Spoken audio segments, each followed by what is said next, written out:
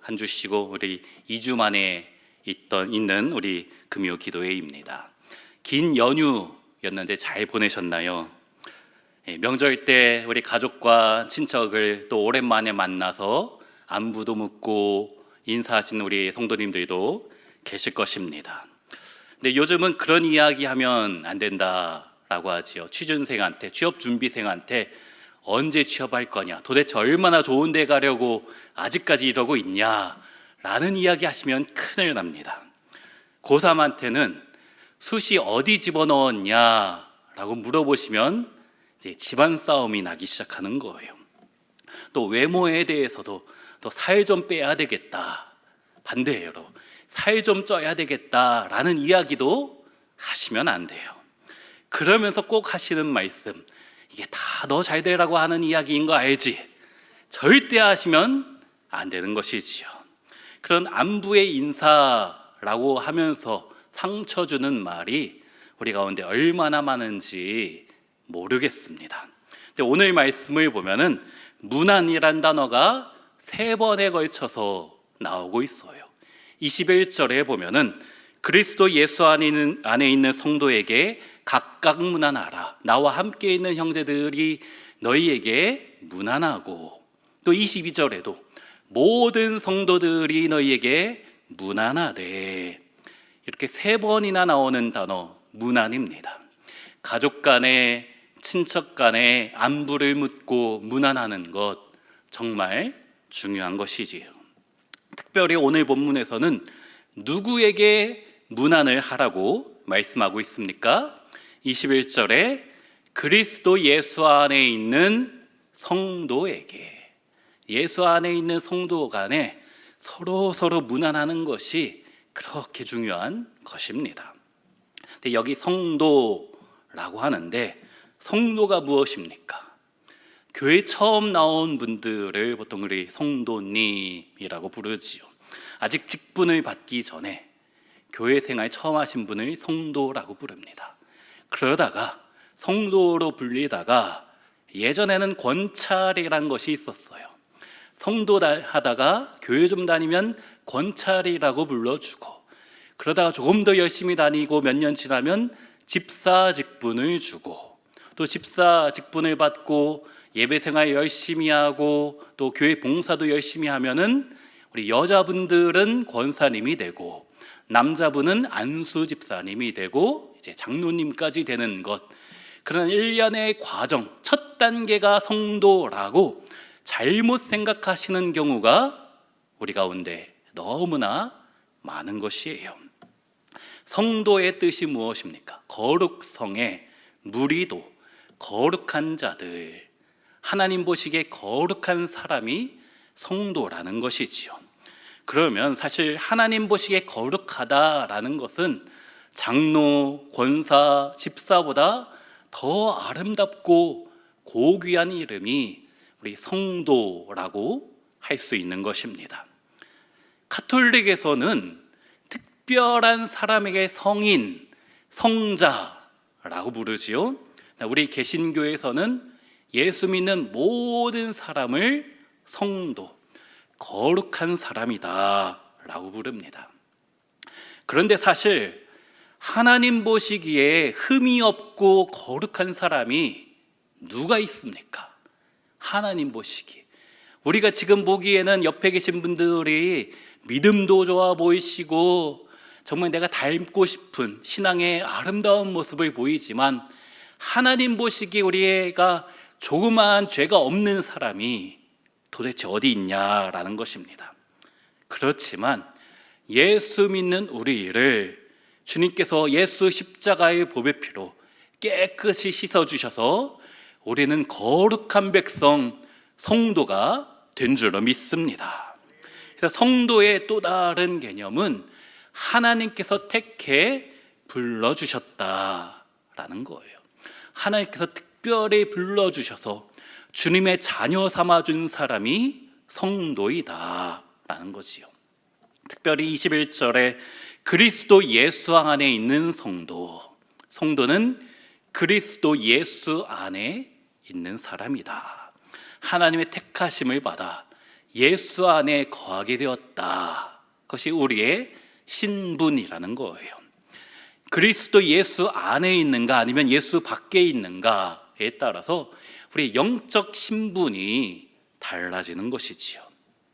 아무리 세상적으로 나이스하고 착하고 선하고 좋아도 예수 밖에 있으면 거룩한 자, 성도가 될 수 없는 것이잖아요. 반대, 예수 안에 있으면 아무리 흠이 있더라도 연약한 모습이 많다 하더라도 예수 안에서 우리는 이미 성도, 거룩한 자가 되었다라는 말씀이지요. 그렇기 때문에 우리는 우리를 택해서 불러주신 주님 위하여 살아야 하는 것입니다. 우리 베드로전서 2장 9절 말씀 같이 한번 읽어볼까요? 그러나 너희는 택하신 족속이요 왕같은 제사장이요 거룩한 나라요 그의 소유가 된 백성이니 이는 너희를 어두운 데서 불러내어 그의 기이한 빛에 들어가게 하시니에 아름다운 덕을 선포하게 하려 하심이라. 택하신 족속, 왕같은 제사장, 하나님의 소유가 된 우리 백성이 되었으니, 그런 성도가 되었으니 어떻게 살아야 된다고요? 그의 아름다운 기이한 빛을 증거하며 주님을 노래하며 하나님께 영광 돌리며 살아야 할 줄로 믿습니다. 그것이 우리의 하나님께서 불러주신 우리의 사명이라는 거예요. 그렇게 살아가는 우리 성도를 하나님께서 어떻게 여기실까요? 시편 16절 말씀 같이 한번 읽습니다. 땅에 있는 성도들은 존귀한 자들이니 나의 모든 즐거움이 그들에게 있도다. 땅에 있는 우리 성도는 하나님 보시기에 너무나 존귀한 자니 하나님의 즐거움이 우리 가운데 있다라는 말씀이죠. 하나님이 우리 성도님들 한 분 한 분을 바라보시면서 존귀히 여기시고 기뻐하신다라는 말씀이에요. 하나님께서 얼마나 존귀히 여기시는지, 우리 온 세계 교회 성도님들을 보시면서 얼마나 기뻐하시는지, 너희 하나님 여호와가 너희 가운데 계시니 그는 구원을 베푸실 전능자시라. 그가 우리 온 세계 교회 성도를 보면서 기쁨을 이기지 못하시며 너를 잠잠히 사랑하시며 우리 온 세계 교회 성도님들 한 분 한 분을 바라보시면서 즐거이 부르며 기뻐하시리라. 이 말씀이 누구에게 하시는 말씀입니까? 우리 온 세계 교회 성도, 나에게 하시는 말씀인 줄로 믿습니다. 그러면 우리가 어떻게 살아야 될까요? 하나님 성도님들의 존귀히 여기시니 나도 또 우리도 서로 존귀하게 여기며 하나님 이 성도님들 보시면서 기뻐하시니 나도 이분들로 인하여 기쁨을 누리며 같이 즐거이 신앙생활하는 것, 그것이 하나님께서 우리를 향한 소망이다라는 것이에요. 서로 존중하고 그렇기 때문에 서로 무난하고 사랑의 교제 나누는 것, 그것이 하나님께서 우리에게 간절히 원하시는 주님의 소망인 것입니다. 그런 의미에서 우리 옆에 분들에게 한 번 더 이렇게 한번 이야기해 주실까요? 참 존귀한 분이십니다. 참 존귀한 분이십니다. 내 남편, 내 아내 보면서 왜 이런 인간을 나한테 붙여주셨는지 생각하지 마시고, 또 우리 옆에 있는 성도님들 보면서 때로는 왜 저런 인간이 나랑 같은 교회 다니는가 생각하지 마시고, 하나님 보시기에 이분도 왕같은 제사장이구나, 택한 백성이구나, 하나님 앞에 존귀한 성도이고 하나님이 이분 보면서 기뻐하시는구나 생각하면서 나도 이분을 존귀히 여기고 이분에게 항상 자주 문안하는 것이 하나님께서 우리에게 원하시는 것이고, 그러할 때 우리 교회가 더 좋은 교회, 더 주님께서 기뻐하시며 영광 받으시는 우리 교회 될 줄로 믿습니다. 그 성도에게 어떻게 하라고요? 21절에 그리스도 예수 안에 있는 성도에게 각각 문안하라. 나와 함께 있는 형제들이 너희에게 문안하고 있다. 지금 바울이 빌립보 교회 성도들에게 문안하는 것뿐 아니라 바울과 함께 있는 성도들도 그 빌립보 교회, 지금 비록 멀리 떨어져 있지만 그들에게 같이 문안하고 있다. 그러니 너희도 각각 문안하라 라는 말씀이에요. 이 말씀을 세번역 성경으로 보니까 그리스도 예수 안에 있는 모든 성도에게 문안하십시오 라고 했어요. 모든 성도입니다. 내가 좋아하는 성도만이 아니고 모든 성도입니다. 또 특별히 교회 성도 전체에게 한꺼번에 문안하라라는 말씀이 아니고 각각 문안하라. 영어로는 everyone, 모든 사람에게 각각. 한꺼번에 퉁쳐서 한꺼번에 인사하는 것이 아니라 각각 찾아가서 문안해야 된다라는 거예요. 주일에 내가 좋아하는 사람, 내가 친한 사람, 우리 하친모 목장 식구에게만 인사하는 것이 아니고 모든 사람에게 각각 문안하는 것입니다. 우리 교회는 규모가 좀 있어서 1부부터 5부 예배까지 여러 예배를 드리다 보니까는 모르는 성도님들이 많지요. 모르는 성도 어떻게 해야 됩니까?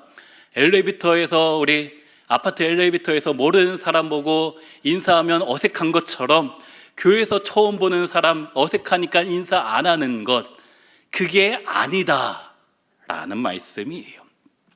물론 교회 규모가 있으니까 저도 어느 성도님이 오늘 왔는지 못 왔는지도 파악하기 어려울 때가 있습니다. 제가 주일에 교회 오시는 성도님들에게, 예배 오시는 성도님들에게 인사하려고 우리 3층 로비, 본당 로비에서 인사하고 있다가 예배가 시작되면 4층에 올라가서 뒷모습만이라도 봅니다. 어느 성도님이 오셨나. 특별히 우리 지구 성도님 누가 저 자리에 항상 앉는 분인데 오늘은 안 보이시는구나 한번 쭉 살펴보기는 해요. 근데 인사를 못하는 경우가 많지요. 또 제가 다 파악을 못할 때도 있습니다. 근데 여기서 특별히 각각 문안하라라는 말씀은 모든 사람에게 찾아가야 된다. 비록 오부 예배까지 있어서 참 어렵지만 각각 문안해야 된다라는 거예요. 특별히 이 말씀은 빌립보 교회 가운데 있었던 큰 어려움, 분열의 문제, 유오디아와 순두계의 갈등으로 인하여 두 패로 갈라져 있던 그 상황 속에서 각각 문안하라. 너희 패한테만 인사하지 말고 모든 사람에게 인사해야 된다라는 메시지지요. 네가 좋아하는 사람에게만, 그것이 아니고 모든 성도에게 각각 찾아가서 인사해야 된다라는 거예요. 물론 마음에 안 드는 사람이 있을 수 있죠. 저는 고3 겨울방학 때 예수님을 이제 영접하게 되었습니다. 그리고 대학을 다 떨어지게 됐는데 그것이 도리어 은혜가 되었어요. 재수하면서 이제 신학교 사명을 받고 신학교에 가게 되었지요. 총신대학교 신학과를 재수해서 들어가게 되었습니다. 물론 우리 교단 신학교라서 가기도 했지만 총신대가 가장 성경적으로 가르친다라고 해서 가기도 했어요. 신학교 1학년 때 재수했으니까 20살, 21살인가요? 처음 들어갔을 때 우리 신학과 친구들하고 했던 이야기들, 내 안에는 피가 흐르는 것이 아니라 칼빈주의가 흐른다, 그런 이야기들, 칼빈주의가 뭔지도 모르면서 그런 이야기를 하고 다녔습니다. 그러면서 내가 만약 서울대 합격했어도 나는 총신대를 선택했을 것이다. 물론 서울대에 들어갈 점수는 택도 없었지만 그런 이야기를 하면서 자부심 가운데 신학교를 다니기 시작했어요. 신학교 들어간 그 자체가 은혜였기 때문입니다. 그런데 입학했을 때 충격받은 것이 신학과에 오면 안 되는 친구들이 있는 거예요. 하나가 아니고 여러 명이 있었습니다. 물론 세상에서 받아주지 않고 교회에서는 환영해 주니까 이제 교회에 많이 다니고 신학과까지 왔던 그런 친구들이 있었지요. 그 중에서 제가 처음 신학교 갔을 때 저에게 가장 큰 충격을 준 친구가 있는데 그 친구의 별명이 보라돌이입니다. 보라돌이. 왜냐하면 머리가 보라색이에요. 총신대 역사교육과도 아니고 교회 음악과도 아니고 어떻게 신학과에 이런 보라돌이가 있을 수 있나, 뭐 이런 놈이 다 있나 정죄해야 했지요. 근데 저와 비슷한 시기에 총신 다녔던 사람은 다 아는 친구입니다. 튈 수밖에 없었어요. 지금도 그렇지만 제가 신학과 들어갔던 90년대 말에 충격이었어요. 뭐 이런 놈이 다 있나. 교수님들도 다 싫어하셨던 거로 기억나요. 그리고 이제 군대 갔다가 돌아올 때쯤에 그 친구가 생각나더라고요. 이제 복학할 때가 됐는데 얘가 신학과를 다시 다닐까. 가보니까, 복학해보니까 깜짝 놀랐어요. 보라돌이가 빨갱이가 됐어요. 뭐 이런 놈이, 얘가 군대 갔다 오면 정신 차릴 줄 알았더니 빨갱이가 되어서 돌아왔네, 그런 것이죠. 그래서 좀 인간이 좀 됐을까 했더니 제가 속으로 판단했던 것입니다. 지금은 저 남해 쪽에 작은 농어촌 교회에서 담임 목회를 정말 열심히 하고 있습니다. 다행히 검정머리예요. 얼마나 감사한지 모르겠어요. 근데 정말 열심히 사역하고 있습니다. 이제와 생각해 보니까는 내가 너무 쉽게 사람을 판단한 것이 아닌가라는 거예요. 우리 성도님들도 혹시 그러진 않으십니까? 우리 주위에 있는 분들 보면서 이 사람은 안 돼, 하나님도 포기하셨어, 하나님도 이 인간은 감당 못하실 거야 하면서 쉽게 판단하고 정죄하는 사람이 우리 가운데 있지는 않은가라는 것입니다. 어떻게 해야 된다고요? 모든 사람에게 각각 무난하라. 내가 좋아하는 사람만이 아니고 모든 사람에게 각각 무난하는 것입니다. 주님의 마음을 품어야지요.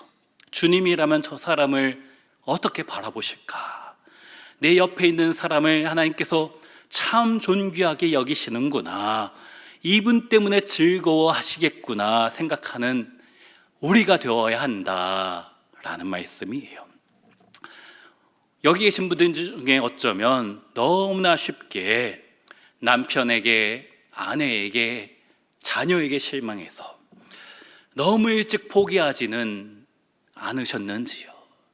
이 인간 데리고 사는 것이 나의 십자가니까 어쩔 수 없이 그냥 사는 것이지 하면서 포기하고 그냥 살아가는 것, 그러면 안 되고 주님의 마음을 가지고 아까 시편 16장 16편 말씀처럼 주님이 이 사람을 참 존귀하게 여기시고 이분을 보고 지금도 기뻐하시는구나, 그 마음이 우리 가운데 필요한 거예요. 그렇게 보면 조금은 이뻐 보이는 구석이 있지 않을까 싶습니다. 한 달 정도 전에 제가 자다가 밤에 벌떡 일어나서 불 켜고 모기를 잡았어요. 전기 모기채를 들고 모기를 잡았더니 제 아내가 저에게 하는 말, 당신은 모기 잡아줄 때가 세상에서 제일 멋있다고.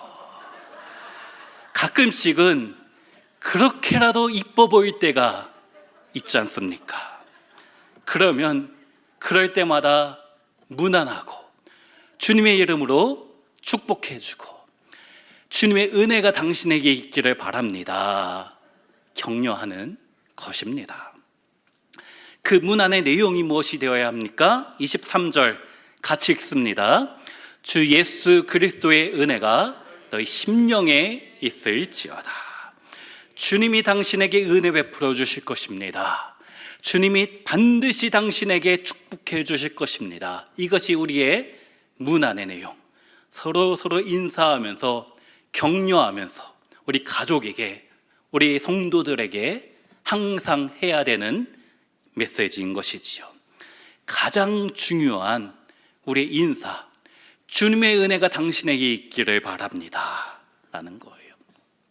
사실 빌립보 교회 성도들은 이 주님의 은혜가 없으면 한순간도 살 수 없었던 너무나 힘든 인생을 살아오고 있었던 것이지요. 그래서 고린도후서 8장을 보면 형제들아, 하나님께서 마게도냐 교회들에게 주신 은혜를 우리가 너희에게 알리노니 환난의 많은 시련 가운데서 그들의 넘치는 기쁨과 극심한 가난이 그들의 풍성한 연보를 넘치게 하도록 하게 하였느니라. 여기 마게도냐 교회가 특별히 빌립보 교회를 가리키는 것인데 무엇이라고요? 환난의 많은 시련, 또 극심한 가난 가운데 겨우겨우 허덕이며 살았던 교회가 이 빌립보 교회라는 것입니다. 그렇기 때문에 주님의 은혜가 필요한 것이에요. 우리도 마찬가지잖아요. 질병으로 고통 가운데 있는 성도님들, 또 코로나를 거치면서 장기간에 있는 불경기로 인하여 여러 가지 물질의 어려움 가운데 있는 우리 성도님들, 주님의 도우심, 주님의 은혜가 필요하지요. 그 은혜가 없으면 한순간도 살 수 없는 것이 우리의 인생이지 않습니까? 그렇기 때문에 나 스스로 23절의 말씀, 주 예수의 은혜가 내 심령에 있을지어다, 내 마음속에 항상 선포하며 살아야 하는 것입니다. 항상 축복을 나 자신에게 하며 우리 이웃들에게, 우리 가족에게, 성도들에게 해야 된다라는 것이지요. 근데 이런 문안의 인사를 하는데 특별한 사람이 나옵니다. 22절에 모든 성도들이 너희에게 문안하되 특히 가이사의 집 사람들 중 몇이니라.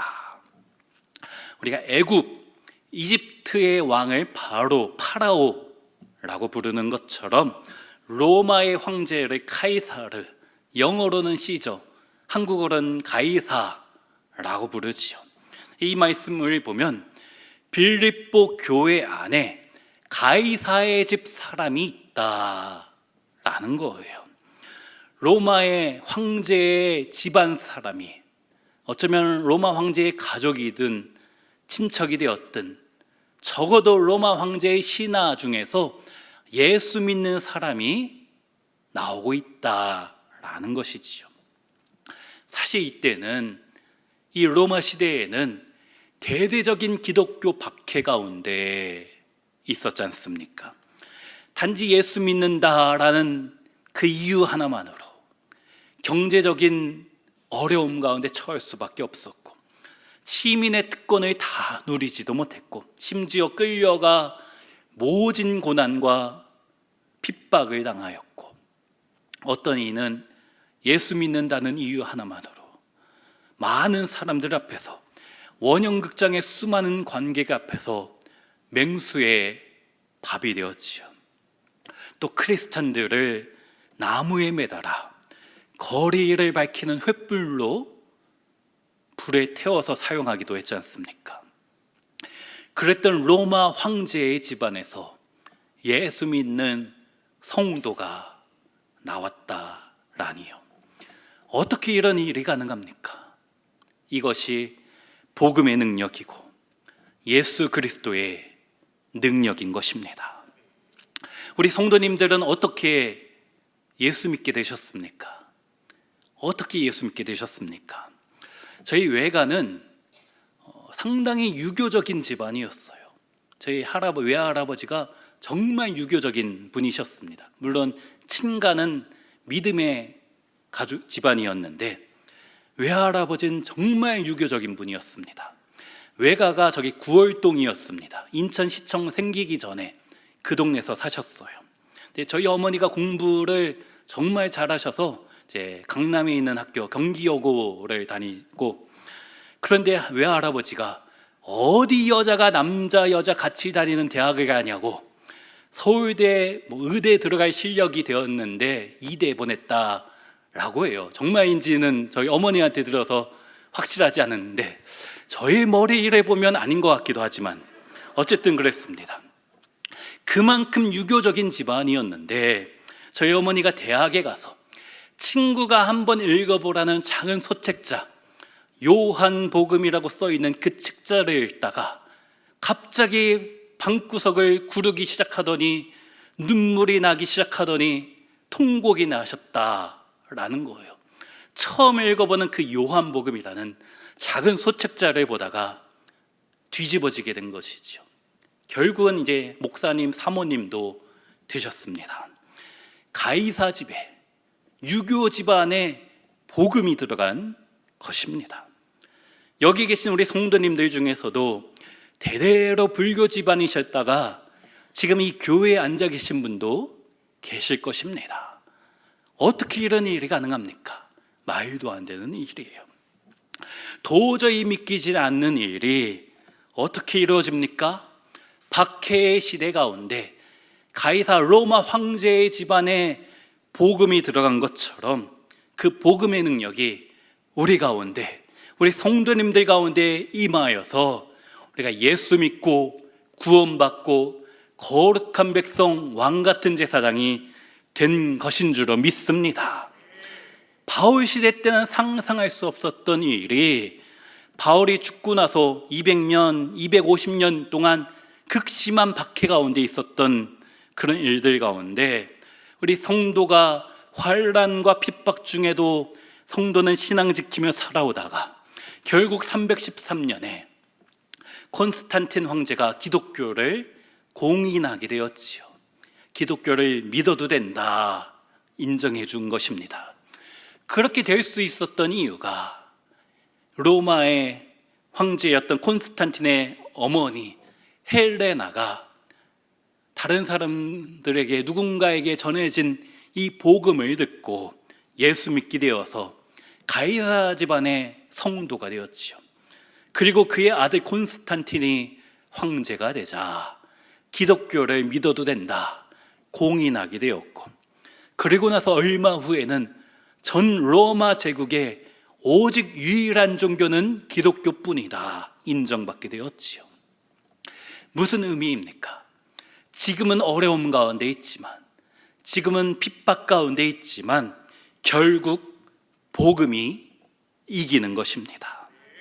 우리도 마찬가지예요. 23절에 나오는 주 예수 그리스도의 은혜가 나의 심령에 있으면, 나의 심령 가운데 예수 그리스도의 은혜만 있으면 어떠한 순간에도 결국은 이겨낼 수 있는 줄로 믿습니다. 이 빌립보서는 은혜의 책입니다. 또한 동시에 기쁨의 책이지요. 빌립보서 1장 2절에 이렇게 말씀하고 있죠. 같이 읽습니다. 하나님 우리 아버지와 주 예수 그리스도로부터 은혜와 평강이 너에게 있을지어다. 이렇게 빌립보서는 은혜로 시작이 되는 성경입니다. 그 빌립보서의 마지막 절 23절 같이 읽습니다. 주 예수 그리스도의 은혜가 너희 심령에 있을지어다. 은혜로 끝나는 거예요. 가장 앞에 나오는 은혜, 또 가장 뒤에 나오는 은혜, 그리고 그 은혜와 은혜 사이에 가운데 기쁨으로 가득한 것이 빌립보서입니다. 은혜는 헬라어로 카리스고 기쁨은 헬라어 카라입니다. 카리스와 카라, 기쁨과 은혜는 같은 어원이에요. 무슨 이야기입니까? 하나님의 은혜가 우리 삶을 앞뒤로 감싸주고 있으면 때로는 우리의 힘든 삶이 우리 가운데 찾아온다 할지라도, 지금은 답답한 인생이다 할지라도 은혜와 은혜 가운데, 예수님의 은혜와 예수 그리스도의 은혜 가운데 내가 거하면 지금은 힘들지만 결국은 기쁨으로 충만한 것이 우리 삶이다 보여주는 것이 빌립보서라는 것입니다. 그 기쁨을 가지고 우리 가족에게, 우리 이웃에게, 우리 성도들에게 이 주 예수의 은혜가 있기를 바랍니다.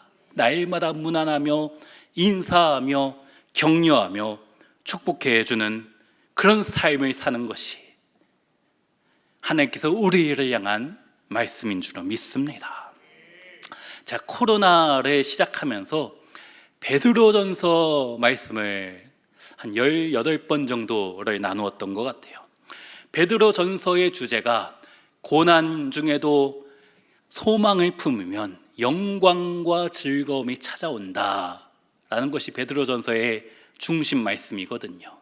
고난, 소망, 영광, 즐거움 가장 많이 나오는 단어입니다. 그런데 베드로전서가 끝날 때쯤에 코로나도 끝날 줄 알았는데 끝나지 않았더라고요. 그래서 이제 베드로전서 끝나면서 어떤 말씀을 나눌까 기도하다가 빌립보서를 우리 성도님들과 나누고 싶다. 빌립보서, 고난 중에도 기뻐하라.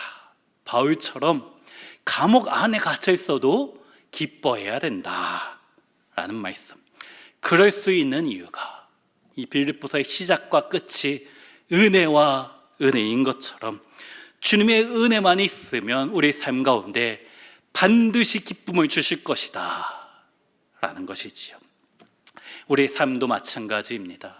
때로 우리 인생 가운데 높은 산이 가로막을 때도 있고 거친 들이 찾아올 때도 있고 초막같이 구질구질한 인생을 사는 것처럼 너무나 괴로울 때가 있지만 주 예수와 동행하기만 하면, 주 예수의 은혜만 있으면 넉넉히 이길 수 있는 것입니다.